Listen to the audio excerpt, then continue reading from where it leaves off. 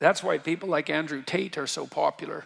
And I'm not saying that in an entirely dismissive manner, but there's a huge danger there. A little hygiene is not such a bad thing. As a start, decent haircut, certain amount of cleanliness. What's rule 1 in the first book? Stand up straight with your shoulders back. That's a good thing to do. What do women look for? Depends on the wisdom of the woman, obviously.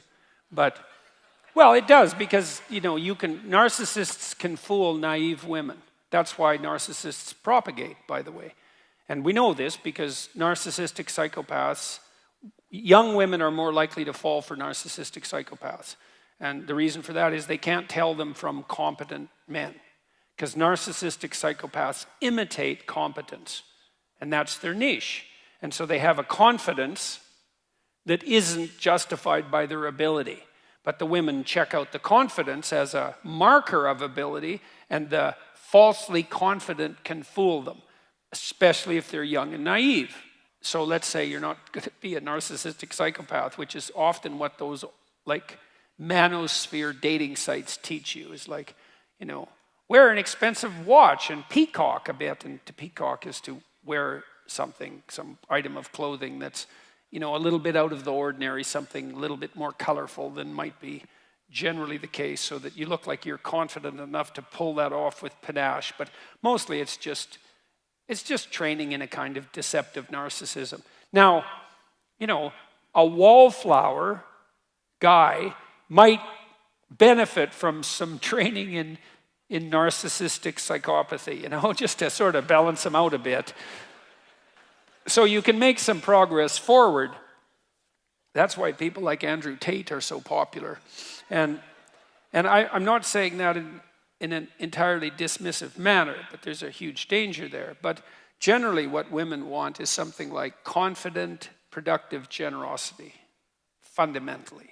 And so, if that's allied with physical attractiveness and a sense of humor and, the sorts of features that a man would also look for in a woman, so much the better. But your basic bet, and my suspicions are the guy who answered this question is probably young.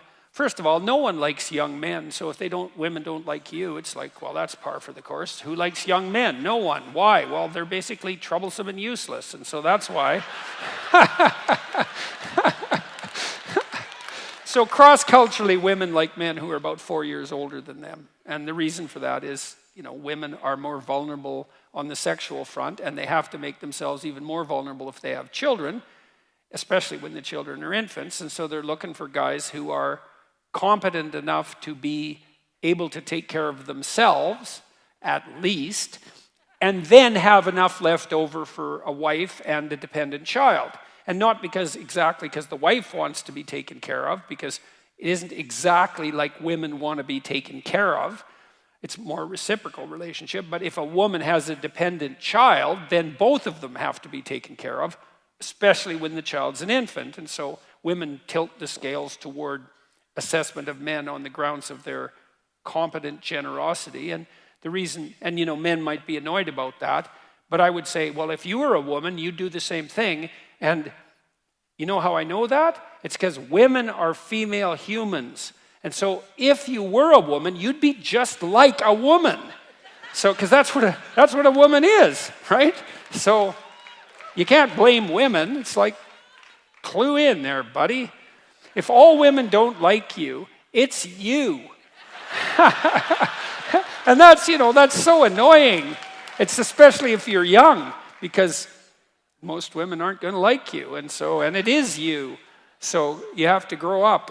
But then, you got to understand that if you make yourself competent and productive and generous and a little bit socially skilled and reasonably clean, eventually, you'll fool someone, and then and then, might take a few years, but generally it happens. So that's the thing, is don't be a fool. Turn yourself into someone who's worth being around, and then develop enough social skills so you advertise yourself genuinely. Because, it's not also useful if you're a man to be competent, productive, and generous, and then so timid and socially unskilled that no one can tell. That's also not helpful. Engineers do that all the time. So my friend Jim, he's my brother-in-law, he's a great engineer. He said, engineers are the only men who never figured out how to turn social status into mating opportunities.